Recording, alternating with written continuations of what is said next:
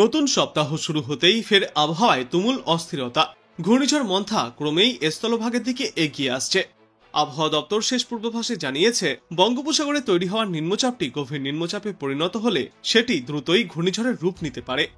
বিশেষজ্ঞদের মতে 28 অক্টোবর অর্থাৎ এই মঙ্গলবার সকাল নাগাদ ঘূর্ণিঝড়টি আরও শক্তি সঞ্চয় করবে এবং অন্ধ্রপ্রদেশের উপকূলে প্রবল শক্তি নিয়ে আছড়ে পড়তে পারে, যে সময়ে এর সর্বাধিক গতিবেগ থাকতে পারে ঘন্টায় 90 থেকে 100 কিলোমিটার পর্যন্ত।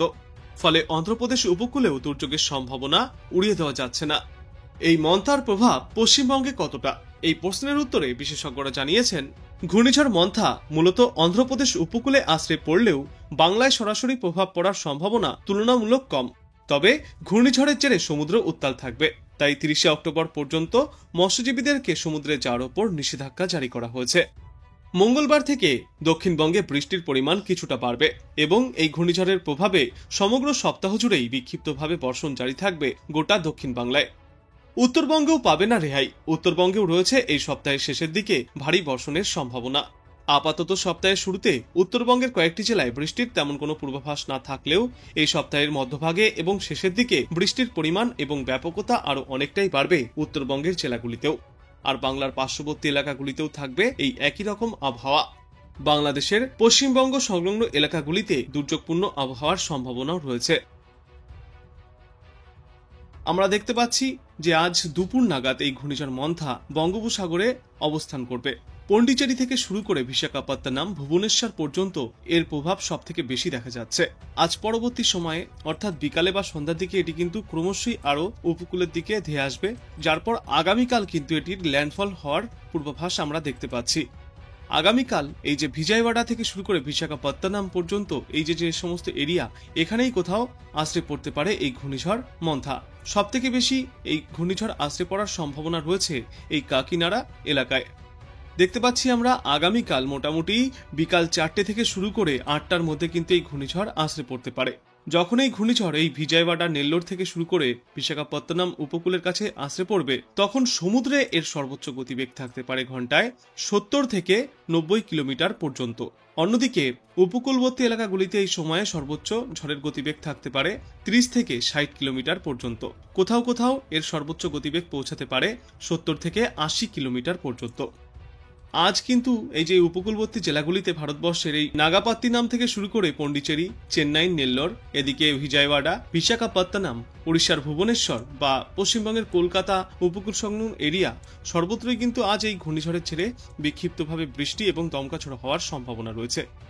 সব থেকে বেশি প্রভাব পড়বে এই ঘূর্ণিঝড়ের পন্ডিচেরি থেকে শুরু করে ভুবনেশ্বর পর্যন্ত। এই সমস্ত এলাকাগুলিতে দমকা হাওয়ার গতিবেগও বেশি থাকবে, ঝড় বৃষ্টিও বেশি চলবে।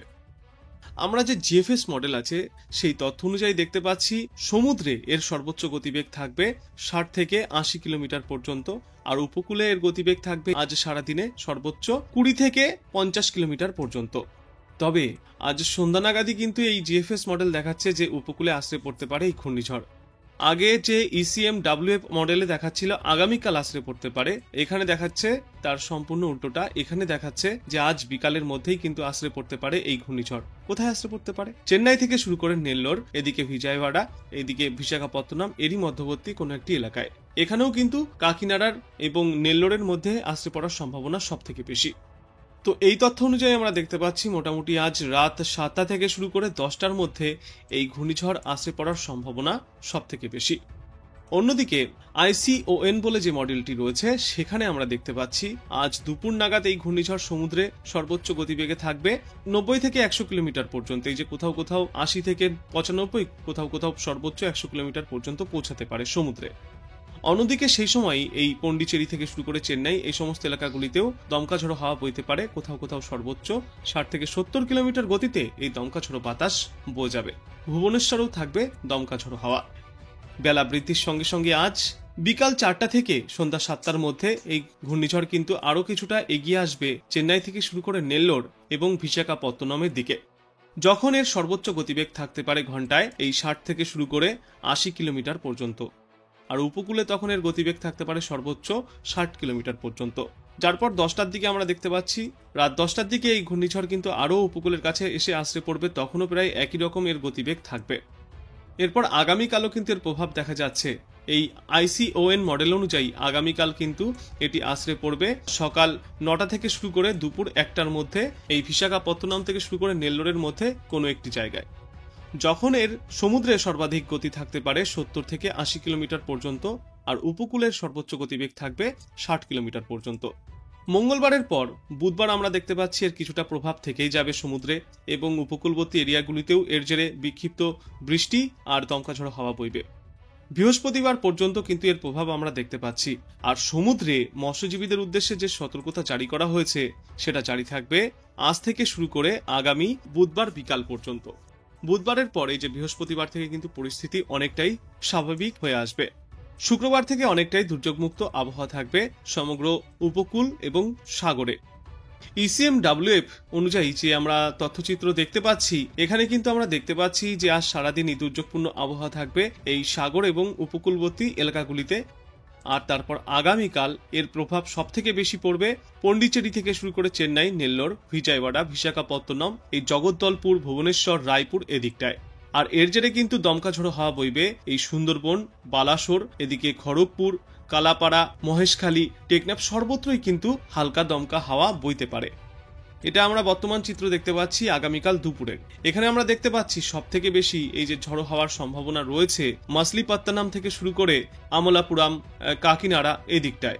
এখানে কিন্তু উপকূলে কিন্তু ঝড়ের গতিবেগ সর্বোচ্চ থাকতে পারে 60 থেকে 70 কিলোমিটার পর্যন্ত, কোথাও কোথাও এটা আবার 80 কিলোমিটারেও পৌঁছাতে পারে। তো ইতিমধ্যেই সতর্ক থাকতে পরামর্শ দেওয়া হয়েছে এই উপকূলবর্তী বাসীদের জন্য। আর যারা পর্যটকরা রয়েছেন তারাও কিন্তু সাবধানে থাকবেন। আর এই শক্তিশালী ঘূর্ণিঝড় মন্থার জেরে বৃষ্টির পূর্বাভাসও রয়েছে, মেঘলা আকাশের সম্ভাবনাও রয়েছে। মেঘলা আকাশ থাকবে ভারতবর্ষের বিস্তীর্ণ এলাকায়, শুধুমাত্র পাটনা, পূর্ণিয়া, ধানবাদ এদিকটায় একটু পরিষ্কার আকাশ দেখা যাচ্ছে। অন্যদিকে ডিব্রুগড় এখানে রয়েছে কিছুটা পরিষ্কার আকাশ। এবারে কিন্তু প্রায় সর্বত্রই আমরা দেখতে পাচ্ছি ঘন মেঘে ঢেকে রয়েছে ভারতবর্ষের বিস্তীর্ণ এলাকা। মোটামুটি আজ থেকে বৃহস্পতিবার পর্যন্ত এমনই মেঘযুক্ত আবহাওয়া থাকবে সমগ্র ভারতবর্ষে। বিশেষ করে আমাদের পশ্চিমবঙ্গ এবং বাংলাদেশে আগামী বুধবার থেকে শুরু করে 31 তারিখ শুক্রবার পর্যন্ত এই মেঘের ঘনঘটা একটু বেশি দেখা যাবে। এবার বিস্তারিত আলোচনা করব বৃষ্টি নিয়ে। বৃষ্টির পূর্বাভাস রয়েছে ভারতবর্ষের একাধিক প্রান্তেই। ফের একবার কিন্তু বৃষ্টির সম্ভাবনা তৈরি হচ্ছে এই নতুন দুইটি ঘূর্ণাবর্তের জেরে। একদিকে যেমন এই গোয়ালিয়র থেকে শুরু করে আমেদাবাদ, যোধপুর, মুম্বাই, তারপর এদিকে গোয়া, এদিকে কোভালাম, তিরুনভেলি সব দিকে যেমন বৃষ্টি চলছে বজ্র বিদ্যুৎ সহ বিক্ষিপ্তভাবে, অন্যদিকে এই যে ভারতবর্ষের দক্ষিণ পূর্ব দিকের চেন্নাই থেকে শুরু করে পন্ডিচেরি, নেল্লোর, ভিজয়ওয়াড়া, বিশাখাপত্তনম, জগদ্দলপুর, ভুবনেশ্বর, কুমার, রৌরকেল্লা এদিকেও রয়েছে বিক্ষিপ্তভাবে বজ্র বিদ্যুৎ সহ বৃষ্টির সম্ভাবনা। তবে এই উপকূলবর্তী জেলাগুলিতে বজ্র বিদ্যুৎ সহ দমকা ঝড়ো হওয়ার সঙ্গে ভারী বর্ষণও দেখা যেতে পারে। কোথাও কোথাও 3 ঘন্টায় সর্বোচ্চ 1.8 থেকে শুরু করে 5 মিলিমিটার পর্যন্ত বৃষ্টিপাত চলতে পারে। কোথাও কোথাও সর্বোচ্চ আবার 7.1 মিলিমিটার পর্যন্ত বৃষ্টিপাত চলবে। দিনের বিভিন্ন সময়ে কিন্তু এই বৃষ্টিপাত চলবে। সব থেকে বেশি বৃষ্টির সম্ভাবনা রয়েছে আজ রাতের দিকে। রাত 8টা থেকে শুরু করে 11টার মধ্যে 10 থেকে 11 মিলিমিটার পর্যন্ত প্রতি 3 ঘন্টায় বৃষ্টিপাত চলতে পারে এই চেন্নাই থেকে শুরু করে নেল্লোর এবং ভিজয়ওয়াড়ার দিকে। বিশাখাপত্তনমেও চলবে এই বৃষ্টি। তবে এই সময় কিন্তু আমাদের বাংলায় তেমন কোনো বৃষ্টির সম্ভাবনা বা এই ঝড়ো হওয়ার সম্ভাবনা আমরা দেখতে পাচ্ছি না। আজ সারাদিনে মোটামুটি বিপদমুক্ত আবহাওয়া থাকবে সমগ্র বাংলাতেই। আগামীকাল সকাল পর্যন্ত আমরা কিন্তু দুই বাংলাতেই তেমন কোনো দুর্যোগপূর্ণ আবহাওয়া দেখতে পাচ্ছি না। তবে সেই সময়েও উপকূলবর্তী এলাকা নেল্লোর, চেন্নাই, ভিজয়ওয়াড়া এইসব জায়গায় বৃষ্টি চলবে। মঙ্গলবার বেলা বৃদ্ধির সঙ্গে সঙ্গে কিন্তু আমরা দেখতে পাচ্ছি এইদিকে এই পূর্ব দক্ষিণ ভারতের সঙ্গে ভুবনেশ্বর, ধানবাদ, এদিকে পশ্চিমবঙ্গের কলকাতা, তারপর খড়গপুর, জামশেদপুর, বালাসোর, হলদিবাড়ি সর্বত্রই বৃষ্টির সম্ভাবনা তৈরি হচ্ছে। বজ্রবিদ্যুৎ সহ বৃষ্টি চলবে। আগামীকাল দুপুর থেকে বিকালের মধ্যেই কলকাতা সহ পার্শ্ববর্তী এলাকাগুলিতে প্রতি 3 ঘন্টায় সর্বোচ্চ 0.4 মিলিমিটার থেকে 5 মিলিমিটার, কোথাও কোথাও 7 মিলিমিটার পর্যন্ত বজ্রবিদ্যুৎ সহ বৃষ্টি চলবে। পশ্চিমবঙ্গের এই পুরুলিয়া, মুড়ি এদিকেও কিন্তু এই বৃষ্টির সম্ভাবনা রয়েছে। বৃষ্টির সম্ভাবনা রয়েছে ঝাড়গ্রামে, উড়িষ্যাতেও চলবে বৃষ্টি। আগামীকাল রাতের দিকে এই বৃষ্টির সম্ভাবনা বজায় থাকবে দক্ষিণ বাংলায়। তারপর আমরা দেখতে পাচ্ছি বুধবারও বিক্ষিপ্তভাবে বৃষ্টি চলবে। বিশেষ করে বুধবার দুপুর 12টার পর থেকে সমগ্র পশ্চিমবঙ্গ এবং বাংলাদেশের বিস্তীর্ণ এলাকাতেই এই বৃষ্টির সম্ভাবনা রয়েছে। বুধবার দুপুর থেকে বিকালের মধ্যে সবথেকে বেশি বৃষ্টির সম্ভাবনা রয়েছে রংপুর, কালাই, ময়মনসিংহ, ঢাকা, খুলনা, রাজশাহী, মেহেরপুর, এদিকে পশ্চিমবঙ্গের কলকাতা সহ সমগ্র দক্ষিণবঙ্গ আর উত্তরবঙ্গের মালদা এই সমস্ত এলাকাগুলিতে। বুধবার বৃষ্টি চলার পর বৃহস্পতিবারও ফের একবার আমরা বৃষ্টির পূর্বাভাস দেখতে পাচ্ছি সমগ্র পশ্চিমবঙ্গ এবং বাংলাদেশের একাধিক প্রান্তে। বৃহস্পতিবারের পর শুক্রবারও ফের আমরা দক্ষিণবঙ্গে এবং দক্ষিণ বাংলাদেশে কিছুটা বৃষ্টির পরিমাণ কম হলেও উত্তরের দিকে দেখতে পাচ্ছি বৃষ্টির পূর্বাভাস রয়েছে। আগামী শনিবার পর্যন্ত এমনই দুর্যোগপূর্ণ আবহাওয়া আর বৃষ্টিমুখর আবহাওয়া থাকবে পশ্চিমবঙ্গ, বাংলাদেশ এবং তার পার্শ্ববর্তী এলাকাগুলিতে। গুয়াহাটি, আলিপুরদুয়ার, দার্জিলিং, শিলিগুড়ি, তেজপুর, আসাম, ডিব্রুগড় সবদিকেই কিন্তু এই বৃষ্টির সম্ভাবনা রয়েছে। আজওয়াল এদিকেও চলবে বিক্ষিপ্ত বৃষ্টি। মঙ্গলবার বিকালের পর থেকে দুই বাংলাতে এই বৃষ্টির পরিমাণ এবং ব্যাপকতা বাড়বে। আর বর্তমানে এই ঘূর্ণিঝড় মন্থার যা গতিপথ, তাতে করে কিন্তু আমরা দেখতে পেলাম দক্ষিণ ভারত থেকে শুরু করে পূর্ব ভারতের ভুবনেশ্বর পর্যন্ত কিছুটা দুর্যোগপূর্ণ আবহাওয়া থাকবে। তবে দুই বাংলাতে তেমন কোনো কিন্তু ঝড় বৃষ্টির পূর্বাভাস নেই। এই ঘূর্ণিঝড়ের পরোক্ষ প্রভাবে দু একটি এলাকায় ভারী বৃষ্টিপাত চলতে পারে, আর বেশিরভাগ এলাকাগুলিতেই চলবে বিক্ষিপ্ত বর্ষণ। বজ্রবিদ্যুৎ সহ বর্ষণ চলবে, আর বিশেষ করে উপকূলবর্তী এলাকাগুলিতে দমকা ঝড়ো হাওয়াও বইতে পারে। কিন্তু তবুও সতর্কতা জারি করা হয়েছে উপকূলবর্তীবাসীদের জন্য। যারা সমুদ্র উপকূলবর্তী এলাকায় বসবাস করেন যতটা সম্ভব সাবধান থাকবেন। আর বিশেষ করে মৎস্যজীবীদের উদ্দেশ্যে সতর্কতা জারি থাকবে আগামী 29 থেকে 30 তারিখ পর্যন্ত। উইন্ডের পর আমরা দেখতে পাচ্ছি বর্তমানে যে আইএমডি থেকে কি কি সতর্কতা জারি করা হয়েছে আমাদের পশ্চিমবাংলার জন্য। 28 অক্টোবর আমরা দেখতে পাচ্ছি পশ্চিমবঙ্গের বেশিরভাগ এলাকাতেই সবুজ সংকেত জারি করা হয়েছে। তবে কয়েকটি জেলায় রয়েছে বৃষ্টি এবং দমকা ঝড়ো হাওয়ার জেরে হলুদ সতর্কতা। উত্তর 24 পরগনা, দক্ষিণ 24 পরগনা, এদিকে হাওড়া, পশ্চিম মেদিনীপুর এবং ঝাড়গ্রাম জেলায় হলুদ সতর্কতা জারি করা হয়েছে। ঝাড়গ্রাম জেলায় বজ্রবিদ্যুৎ সহ বৃষ্টি এবং দমকা ঝড়ো হাওয়া বইতে পারে, তাই এখানে থাকবে হলুদ সতর্কতা। এদিকে পশ্চিম মেদিনীপুর জেলায় বজ্রবিদ্যুৎ সহ বৃষ্টি এবং সঙ্গে দমকা ঝড়ো হাওয়া বইতে পারে, তাই এখানেও থাকবে হলুদ সতর্কতা। এদিকে হাওড়া, এখানেও দেখতে পাচ্ছি আমরা বজ্রবিদ্যুৎ সহ বৃষ্টি এবং দমকা হাওয়ার জন্য হলুদ সতর্কতা জারি করা হয়েছে।